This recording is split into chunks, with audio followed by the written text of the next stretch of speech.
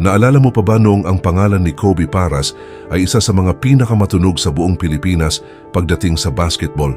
Bago pa man sumikat ang mga bagong pangalan sa ating bansa, bago pa man mas makilala ng marami ang mga batang may malalaking pangarap, si Kobe Paras na agad ang tinuturing na isa sa mga pinakaaabangan.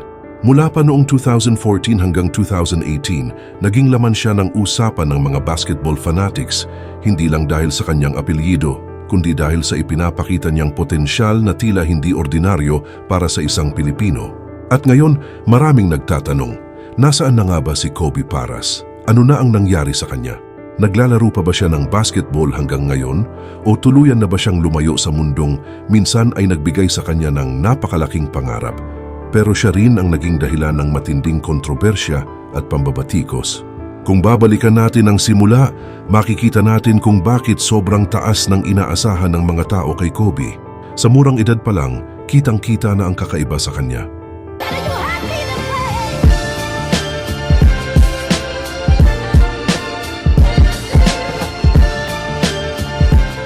Noong high school pa lang siya, agad nang napansin ang laki ng kanyang tangkad, ang husay niya sa paghawak ng bola, ang tapang niya umatake sa rim, at ang atletisismo niyang bihira mong makita sa isang batang Pinoy noong panahong iyon.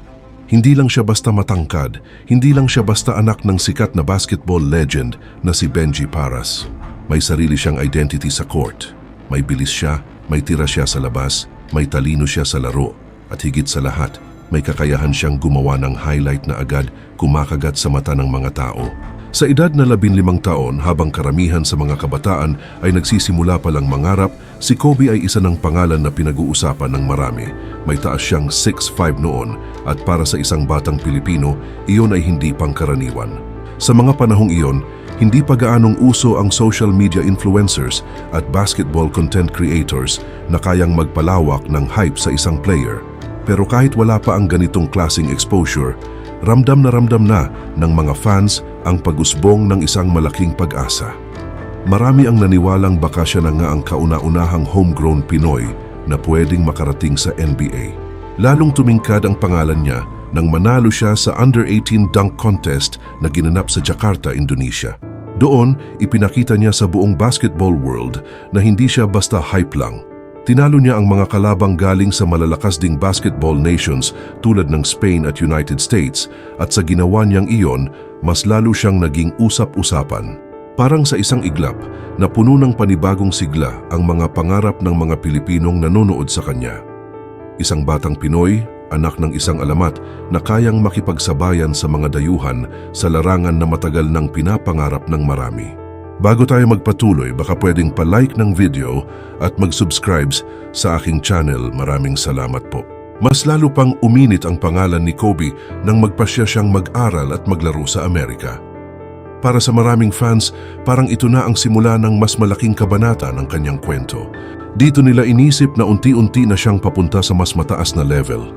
Naglaro siya sa high school sa Amerika at agad din siyang nagpakita ng gilas sa mga kapwa niya varsity players. Dahil sa kanyang mga highlight at natural na athleticism, na-feature pa siya sa isa sa mga pinakasikat na basketball channel sa US, ang Bally's Life,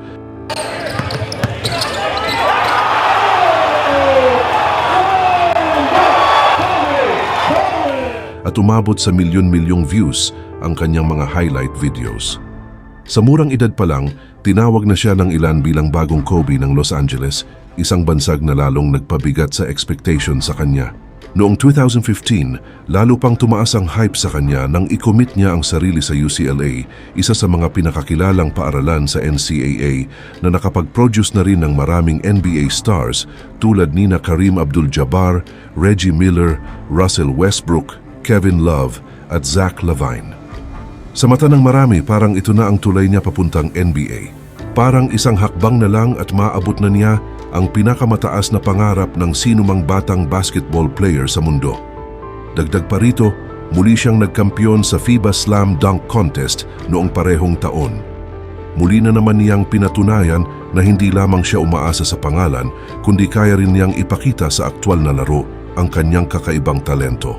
Nang mapanood siya sa Adidas Nations, mas lalo pang bumilib ang mga fans. Dito niya nakasabay ang ilan sa mga pinakamahusay na high school players sa Amerika. At sa harap ng mas malaking audience, muli siyang nagpakita ng confidence at kakaibang sigla. Sa mga sandaling iyon, tila ang daan niya ay paakyat lang ng paakyat. Parang ang lahat ng pinto ay isa-isang bumubukas para sa kanya. Parang walang makakapigil sa pag-akyat ng pangalan niya. Pero tulad ng maraming kwento ng mga taong maagang sumikat, hindi lahat ng dumating sa buhay ni Kobe ay puro liwanag. Pagdating ng 2016, biglang nagbago ang takbo ng lahat nang lumabas ang balitang nag-withdraw siya mula sa UCLA. Ayon sa mga balita noon, dahil umano ito sa academic issues, pero ipinagtanggol naman siya ng Middlebrook Academy na nagsabing isa raw siyang outstanding student. Para sa mga fans na sobrang taas ang inasahan sa kanya, isa itong matinding dagok. Marami ang nalungkot, marami ang nadismaya, at marami rin ang nagsimulang magtanong kung ano ba talaga ang nangyayari sa likod ng mga headlines. Sabi nga ng kanyang ama na si Benji Paras, labis din daw ang sama ng loob ni Kobe noong panahong iyon. Isipin mo na lang ang bigat niyon para sa isang batang maagang iniwan ang normal na buhay ng kabataan para lang habulin ang isang matayog na pangarap. Nasa Amerika siya, malayo sa pamilya, dala ang pangalan ng bansa, dala ang mga panaginip ng libu-libong Pilipino, tapos bigla na lang siyang haharap sa panibagong pagsubok na magpapahinto sa direksyon ng kanyang karera. Hindi doon natapos ang laban. Lumipat siya sa Creighton University, pero doon na rin unti-unting nagsimulang maglabasan ang mga batikos.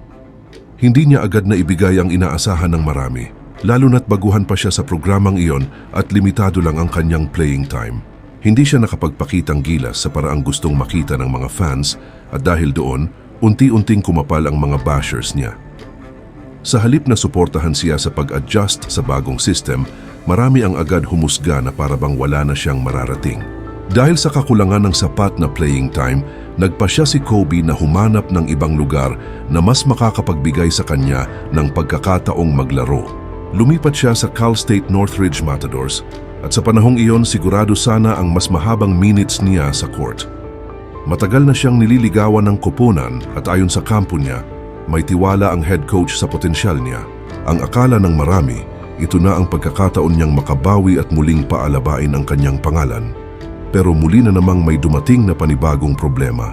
Nagkaroon ng pagbabago sa sistema ng team, nagpalit ng head coach, at muling nabuksan ang posibilidad na maipit na naman siya sa sitwasyong hindi siya mabibigyan ng tamang pagkakataon.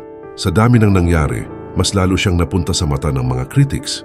At noong bigla niyang isiniwalat na lilipat na siya sa professional level, maraming fans ang inakala na diretso na siya sa NBA.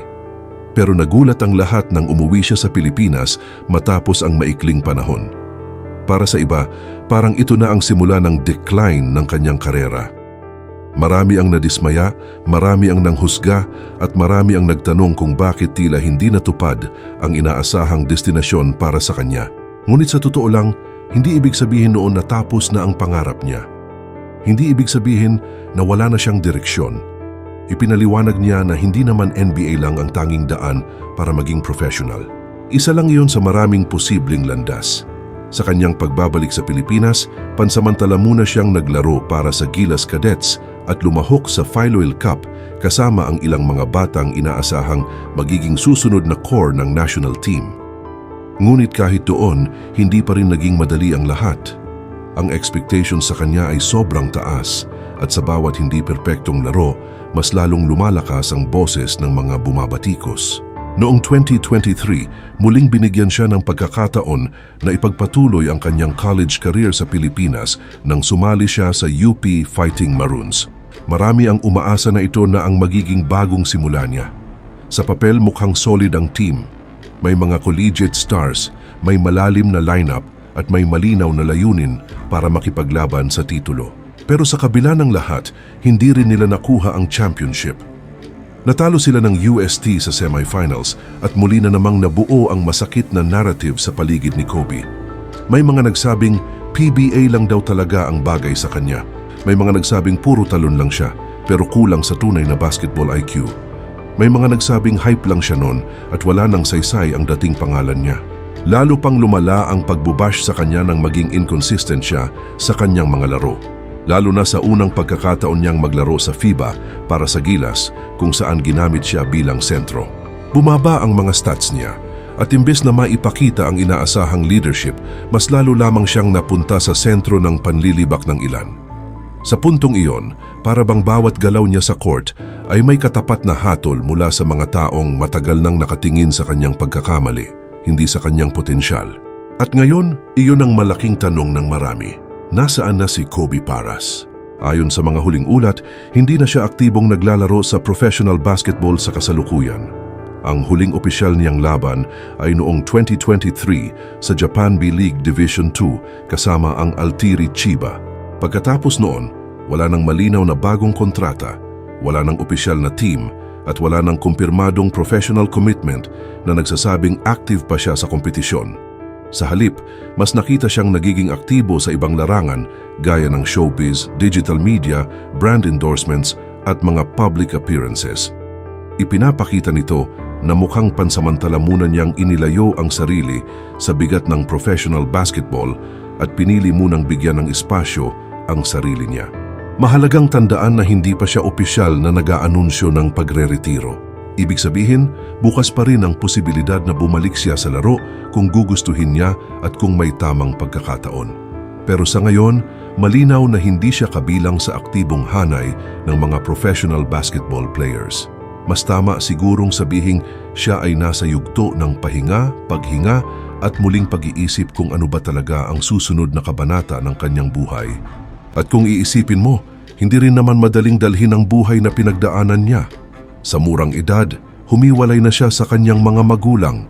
Dinala niya ang pangalan ng isang legend, bitbit ang pangarap ng buong bansa, at pinasan ang inaasahan ng napakaraming fans. Sa bawat pagkatalo, sa bawat pagkadapa, sa bawat maling tingin ng publiko, dala-dala niya iyon lahat habang patuloy na sinusubukang buuin ang sarili. Kaya kung ngayon ay pinili muna niyang magpahinga, mag-isip at mag-enjoy sa ibang bagay, marahil iyon ay hindi kahinaan. Marahil iyon ay bahagi ng pagiging tao. Sa dulo, si Kobe Paras ay hindi lang basta pangalan na minsang sumikat at pagkatapos ay nawala. Siya ay isang paalala na ang buhay ng isang atleta ay hindi laging diretso pataas. Minsan, ang pinakamagagandang pangarap ay dumaraan muna sa kabiguan. Minsan, ang mga pinakaaabangan ay siya pang unang bibitaw sa spotlight para hanapin muli ang sarili. At sa kwento ni Kobe, kahit gaano kalakas ang pambabatikos, kahit gaano karami ang nadismaya, hindi pa rin maikakailang minsan niyang pinaasa ang isang buong bansa na may isang Pilipino na pwedeng mangarap ng mas mataas. At kung babalik pa siya, marahil mas magiging makabuluhan iyon, hindi na bilang batang hype, hindi na bilang anak ni Benji Paras, kundi bilang Kobe Paras na dumaan sa unos, na bansagan, na banatan, pero patuloy pa ring may karapatang bumangon at pumili ng sarili niyang landas. Kung nagustuhan mo ang ganitong kwento, mag-iwan ng bakas kung taga-saan ka at huwag kalimutang mag-like and subscribe sa aking channel. Maraming salamat sa panonood.